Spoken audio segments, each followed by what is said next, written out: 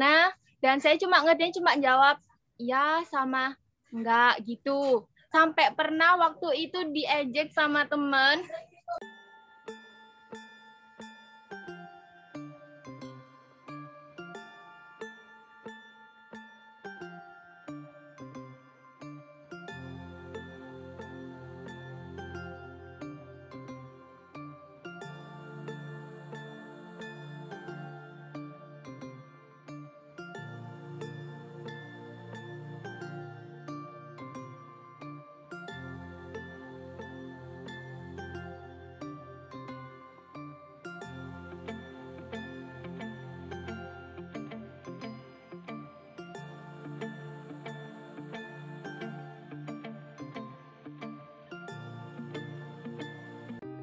Sifatnya mudah-mudahan bersifat inspiratif ya, siapapun yang mendengar akan ya terinspirasi lah dengan obrolan saya dengan Ima.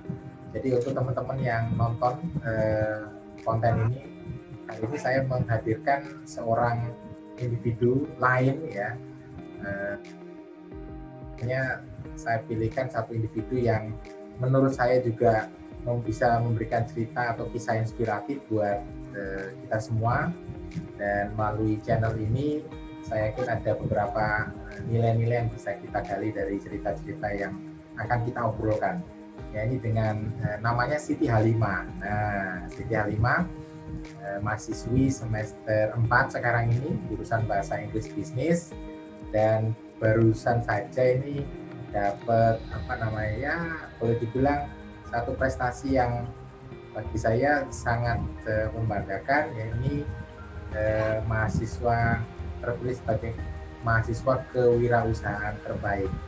Nah, kita mau ngobrol sedikit terkait dengan perjuangan kamu kuliah ini loh, sama Ima. Nanti bisa sedikit di awal perkenalan dulu, Ima, terus kemudian berasal dari mana, terus kemudian bisa bahasa apa saja. Nah, oke, sedikit perkenalan dulu Ima, silakan. Oke, teman-teman, perkenalkan nama saya Siti Halimah. Biasa dipanggil Ima kalau bertemu sama teman-teman. Saya berasal dari orang Madura, asli orang Madura. Tapi kemudian saya pindah ke Sidoarjo waktu kelas 5 SD. Waktu kelas 5 SD itu saya pindah ke Sidoarjo, dan pertama kali itu pakai bahasa Jawa itu saya benar-benar nggak mengerti sama sekali bahasa Jawa itu gimana, ngomongnya itu gimana, dan saya cuma ngertiin cuma jawab ya sama enggak gitu. Sampai pernah waktu itu diejek sama temen juga gara-gara saya tuh nggak bisa pakai bahasa Jawa gitu. Tapi untungnya sih ada guru yang ngerti, akhirnya dibelajari sama temen, di support gitu. Berarti bisa bahasa Madura karena sebelumnya kamu pakai bahasa Madura ya? Nah, karena sehari-hari saya juga pakai bahasa Madura gitu. Jadi benar-benar bahasa Jawanya mungkin sedikit. Kalau kan alhamdulillah sampai sekarang tuh bisa bahasa Jawa. Tapi kalau misalnya sama guru tuh biasanya lebih cenderung ke pakai bahasa Indonesia. Gitu. Sampai pernah waktu itu guru tuh sampai nggak nyangka sih, kamu tuh orang Bandung tadi bilang seperti itu. Ya. Bilang, loh saya bukan orang Bandung Bu, saya orang Madura gitu. Loh kok nggak kelihatan loh logatnya gitu. Loh, iya tau Bu, iya kamu tuh malah seperti orang Bandung gitu. Coba sih pakai bahasa Madura gitu. Akhirnya saya praktek pakai bahasa Madura, dan gurunya benar-benar ngerti itu, benar-benar percaya kalau saya orang Madura. Iya. Persepsi awal saya tuh kamu bukan orang Surabaya atau Sidoarjo, tapi malah pikiran saya orang luar pulau atau orang mungkin Kalimantan kayak gitu. Ternyata saya salah gitu. Itu kalau mimpi, kalau kan kamu pasti pernah mimpi ya. Mimpi itu pakai bahasa apa, Ima? Kalau apa Pak? Mimpi. Kalau kamu bermimpi, ya. Mimpi tuh ya, kalau mimpi biasanya tuh pakai bahasa Madura ada, bahasa ada gitu. Jadi nggak tentu sih. Tapi kebanyakan pakai bahasa Madura. Nah, berarti bahasa ibu kamu bahasa Madura. Berarti your first language itu adalah bahasa Madura, Ima. Ya, karena setiap hari sama orang tua juga ngobrolnya pakai Madura, sama adik juga pakai bahasa Madura, udah terbiasa gitu. Nah, Pak, sedikit demonstrasi bahasa Madura ke para penonton ini, karena terakhir kan saya dengar ini cukup berbeda ini ya, aksennya ya. Yang menarik adalah aksennya itu berbeda. Saya terdengar berbeda di tempat saya. Mungkin sedikit bahasa Madura, perkenalan dalam bahasa Madura. Oh, perkenalan ya Pak, oke. Ya. Oke, tangkanca sedojo, perkenalakin nama Sengko Ima, Sengko dari Madura, dan Sengko dari Madura, and tapeng kok aja raja keneng Sidoarjo, soalnya engko noro tangreng tua neneng keneng Sidoarjo merantau, jadi engko terbiasa ngangku ngocak Madura sih, meskipun pindah ke Sidoarjo tapi tetap ngocak Madura tetap deh ya. Makanya sampai badai kan orang Madura kok kalau terbiasa ngaku cak Jawa loh, padahal lu sebagai kena Sidoarjo harus kan ngocak orang Jawa, tapi kenapa arapa malok ngocak Jawa, ngocak Madura deh ya. Jadi itu hasilnya ya gini ya. Nama saya Ima. Saya tuh besar di Sidoarjo, tapi saya tetap pakai bahasa Madura dalam sehari-hari gitu. Sampai tetangga saya tuh heran, kenapa sih pakai bahasa Madura terus kalau di Sidoarjo, padahal di sini tuh orang Jawa, harusnya terbiasa pakai bahasa Jawa gitu. Tapi kan udah kebiasa pakai Madura ya udah gitu, jadi aksennya begitu Pak. Ya. Nah ini menarik Ima untuk para pendengar ini kan. Ima ini sehari-hari bahasa Madura, ya mungkin dengan orang luar pakai bahasa Indonesia, ya jarang pakai bahasa Jawa. Nah sekarang kamu ini ngambil jurusan bahasa Inggris, itu ceritanya gimana itu? Ya jago bahasa Madura, sekarang belajar bahasa Inggris, itu apa motivasimu itu kira-kira? Saya jujur dari awal itu ceritanya begini. Waktu itu saya sekolah SMK. Dan setelah itu saya itu ditawari sama guru, ditanyai gini, Halima, kamu kalau udah lulus mau kuliah apa mau kerja? Awalnya saya bilang saya mau kuliah Bu gitu. Terus jurusan saya itu dulu waktu itu UNER, udah jadi inceran toh. Nah setelah itu saya nikmatin akhirnya diajak les matematika. Nah itu saya pakai bayar sendiri karena saya juga punya also bisnis kecil-kecilan. Nah itu saya pakai uang saya sendiri, itu per bulan cuma ditarik 100.000. Karena gurunya juga kasihan ya gitu, karena pakai uang sendiri. Akhirnya ya udahlah, sampai di pertengah jalanan saya itu bilang ke ibu, bilang gini, Mak, saya nanti kalau misalnya lulus tolong kuliah Dek UNER sini ya gitu. Terus ibu bilang kalau kamu mau kuliah kamu harus bayar sendiri. Nah semenjak itu saya langsung waduh gimana ya bayarnya, pasti mahal.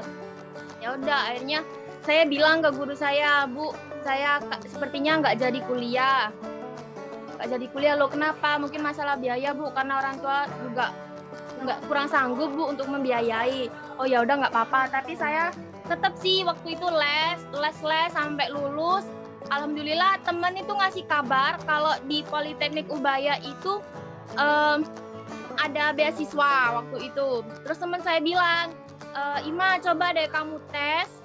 Kamu kan pintar toh, pasti keterima. Nah akhirnya saya ngurusin berkas dari Surabaya Sidoarjo itu PP, sampai hampir pernah waktu itu di sisi terakhir itu nabrak orang motor gitu. Tapi tetap aja nggak apa-apa sih, cuma lecet dikit.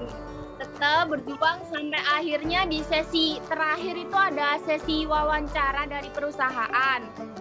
Ya saya dengan pede toh, karena sebelumnya udah dikasih bekal materi juga sama pihak Politekniknya. Terus akhirnya saya pede, saya wawancara, saya cerita tentang diri saya sendiri. Terus sampai akhirnya ditawari gini, kamu pilihan pertamamu akuntansi, pilihan keduamu manajemen pemasaran gitu. Kalau di kedua-duanya bagaimana? Ya saya terserah Bapak sih gitu. Karena saya mempunyai di bidang keduanya itu kan keputusan Bapak juga gitu. Sampai akhirnya mungkin karena beliau juga melihat gelagat saya sama kayak kepercayaan dirian saya, sampai di pengumuman itu saya nggak ada, di pengumuman listnya itu kok nggak ada nama saya. Terus setelah itu saya 2 hari ke sana tetap nggak ada nama, sampai mau nangis itu. Terus di hari terakhirnya itu dapat telepon dari panitianya bilang, nama kamu Siti Halimah kan gitu. Iya, nama kamu nggak ada ya gitu. Iya bener nggak ada. Kamu pengen tahu nggak masuk di mana? Ya pengen, tapi saya lagi OTW pulang. Waktu saya habis Jumatan, udah mau pulang, udah pasrah, udah nggak ada harapan mungkin bagi saya. Jadi pulang lah. Akhirnya nyampe lampu merah Ngagel, saya putar balik lagi setelah ditelepon. Terus ketemu sama Pak Yerli. Terus beliau bilang, kamu Siti Halimah ya gitu. Ya Pak, benar. Selamat ya, kamu disarankan oleh perusahaan masuk di prodi bahasa Inggris bisnis. Nah, semenjak itu saya kayak seneng banget, kayak seneng. Tapi di sisi lain saya mikir, aduh pasti berat lah ini gitu kan. Akhirnya ya udahlah, aku berpikiran ya udahlah nggak apa-apa lah, insya Allah bisa. Setelah itu ya wes lah. Aku masuk di BIB, saya masuk di BIB itu perasaannya udah seneng. Dan waktu pertama kali ketemu sama anak BIB itu awalnya kayak minder gitu ya.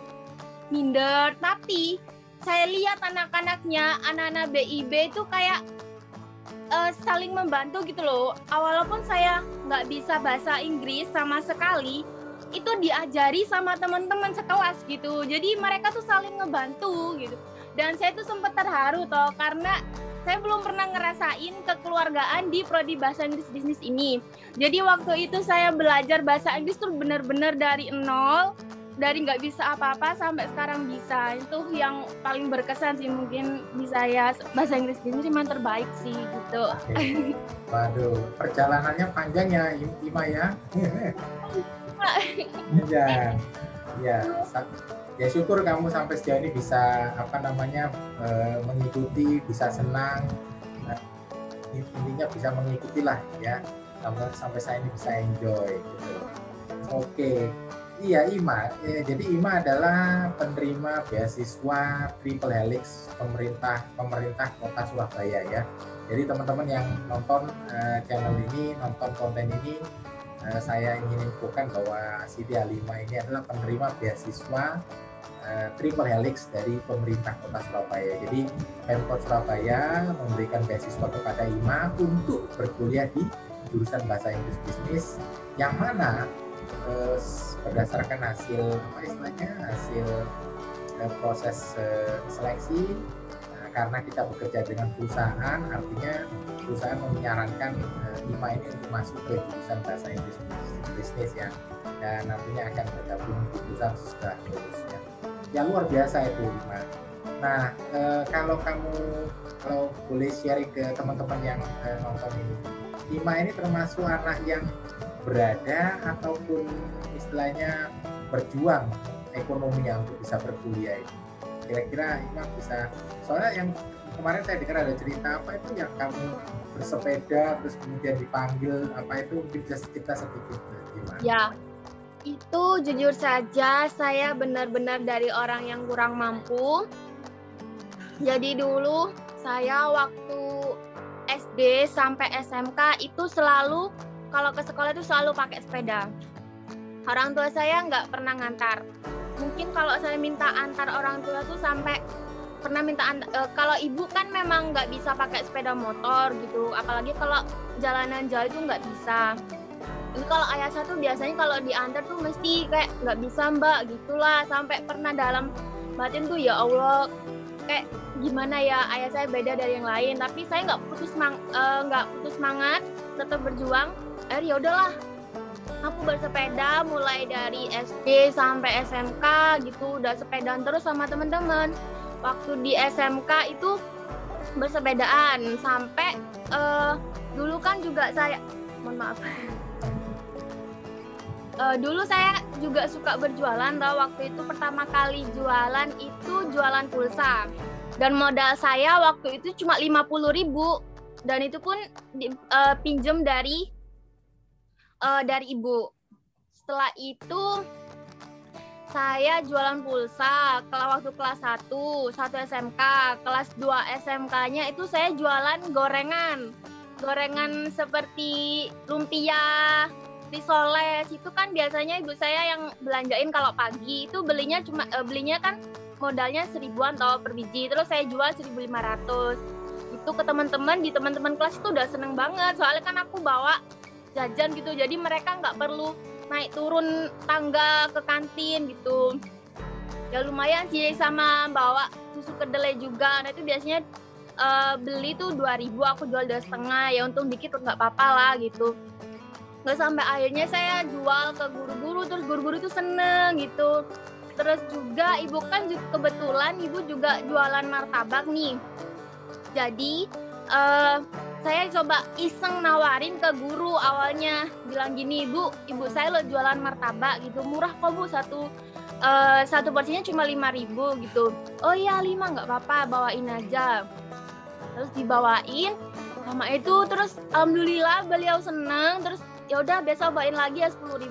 Hampir setiap hari itu bawa 15 sampai 20 porsi gitu sampai.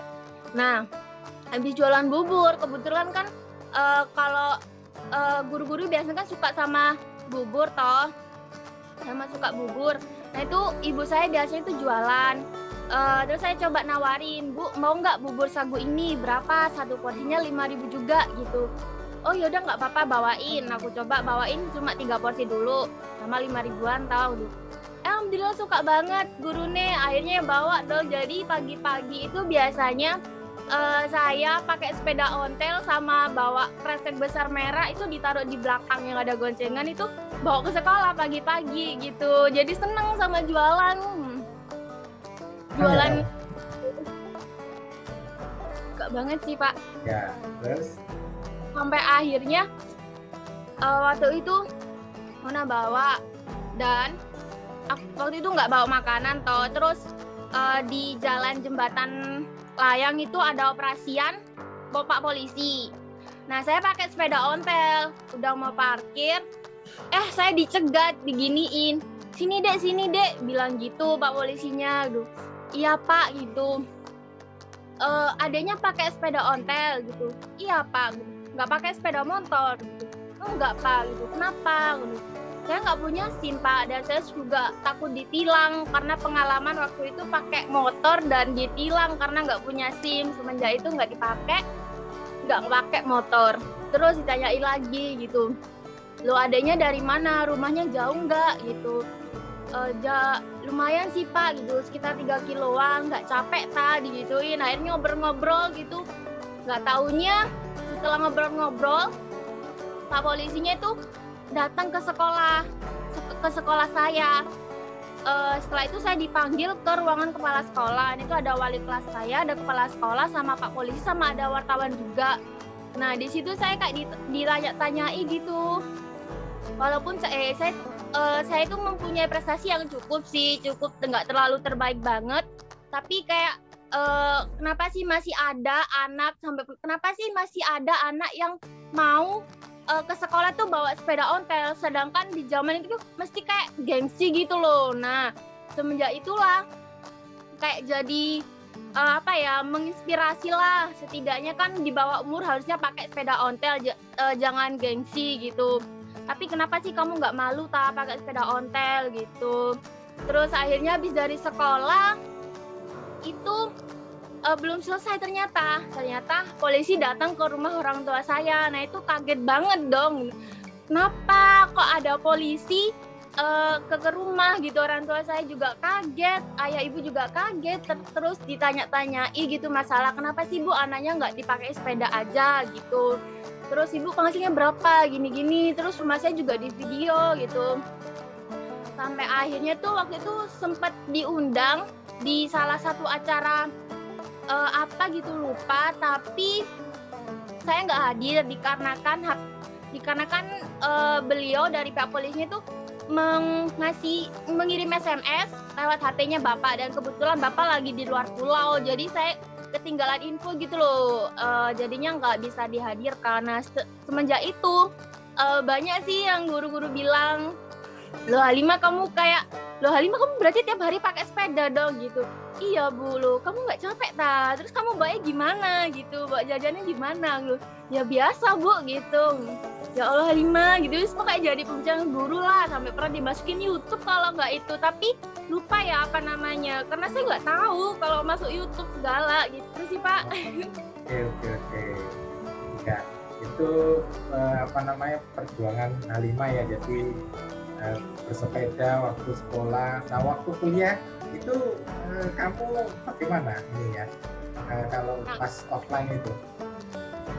Offline itu saya berkepikiran gini, motor kan di rumah cuma ada satu, sepeda ontel juga ada satu. Terus saya bilang izin ke orang tua mau tinggal di Surabaya aja ngekos, nanti ke kampusnya pakai sepeda ontel. Terus setelah itu orang tua nggak ngizinin, akhirnya ya udah pakai motor itu PP setiap hari.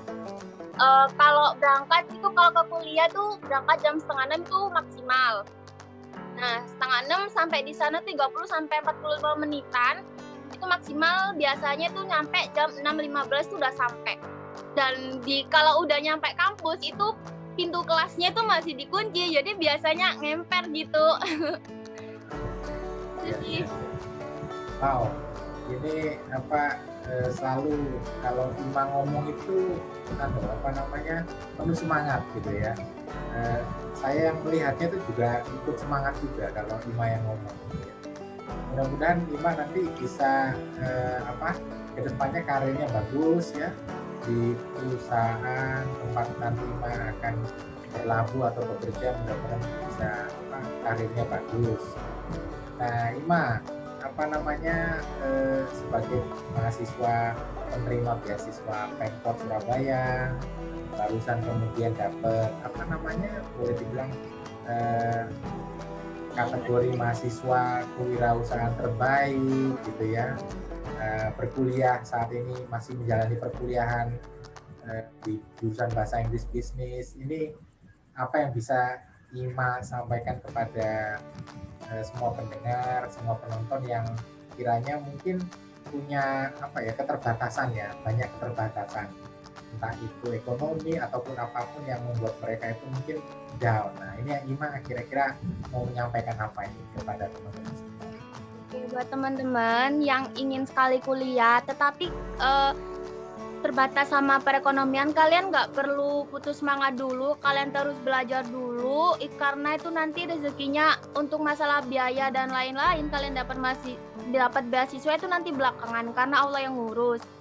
Waktu itu saya pernah dengar sih dari guru agama saya bilang gini, kalau kamu ingin mengejar sesuatu ya udah dikejarlah, kejar dengan sungguh-sungguh, ikhtiar sama tawakal, Allah yang akan tentukan. Jadi waktu itu saya benar-benar termotivasi, akhirnya saya tetap belajar keras, sampai akhirnya saya mendapatkan beasiswa dan alhamdulillah diterima. Dan nggak sampai di situ, nanti setelah masuk kuliah itu harus berprestasi gitu.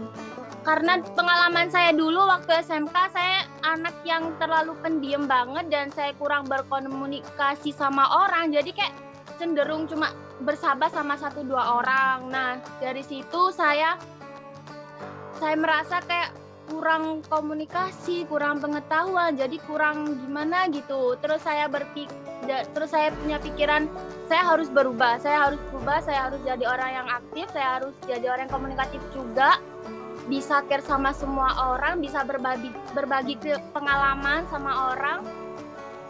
Terus pokoknya banyak lah, karena kalau kita hidup di lingkungan yang luas tuh enak banget, kita berkomunikasi sama orang juga gampang, mau minta tolong juga gampang, udah nggak sungkan lagi karena kita terbiasa komunikasi sama orang.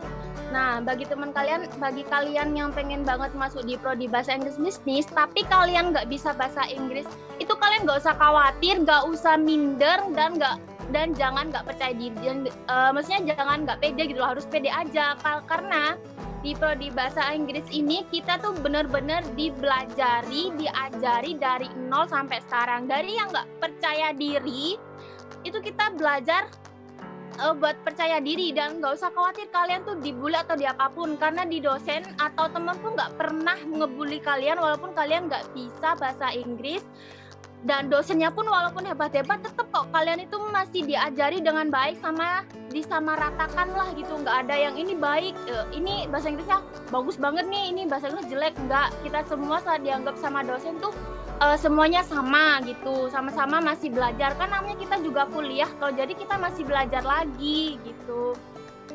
Terus waktu kuliah itu sebenarnya kalian harus aktif juga di organisasi ya, Ormawa, dan saya sendiri pun ikut organisasi kewirausahaan, dan alhamdulillah di tahun 2019 kemarin dapat mandat menjadi seorang ketua Ormawa kewirausahaan, dan di tahun 2021 ini saya mendapatkan menjadi mahasiswa kewirausahaan terbaik di Politeknik Kebayan. Itu suatu kebanggaan dan seneng banget sih, karena di prodi BIB sendiri pun belum ada yang masuk Ormawa kewirausahaan. Saya juga nggak tahu kenapa, mungkin masih belum tertarik ya, karena saya tuh pernah dengar gini dari cutting, kamu mahasiswa apa? Kamu dari prodi apa gitu? Bahasa Inggris bisnis. Tumben kok masuk, tumben kok ada di Ormawa KWU gitu, kewirausahaan gitu. Ya kan namanya juga bahasa Inggris bisnis ya Kak, nggak harus bahasa Inggrisnya aja yang dilatih, tapi bisnisnya juga gitu. Akhirnya kayak katanya tuh cegak gitu loh, ya sih benar juga gitu. Dan saya tuh pengen buktiin kalau bahasa Inggris tuh sebenarnya tuh bisa lah jadi pemimpinnya kewirausahaan, apalagi kan namanya bahasa Inggris bisnis toh gitu. Bahasa Inggris juga dilatih, bisnis juga dilatih. Jadi saya pengen nanti adik-adik tingkat saya tuh pengen lah masuk kewirausahaan, tunjukin lah kalau kalian tuh bisa mimpin, bisa jadi menjadi entrepreneur yang baik. Itu sih teman-teman. Aduh, ini TOPBGT ini dari Ima, luar biasa. Wah, senang. Saya tuh sampai Ima cerita itu saya ikut terkesima dengan ceritanya, ikut terbawa dengan ceritanya Ima. Ini kayaknya potensi untuk menjadi leader masa depan ini. Saya doakan itu, Ima.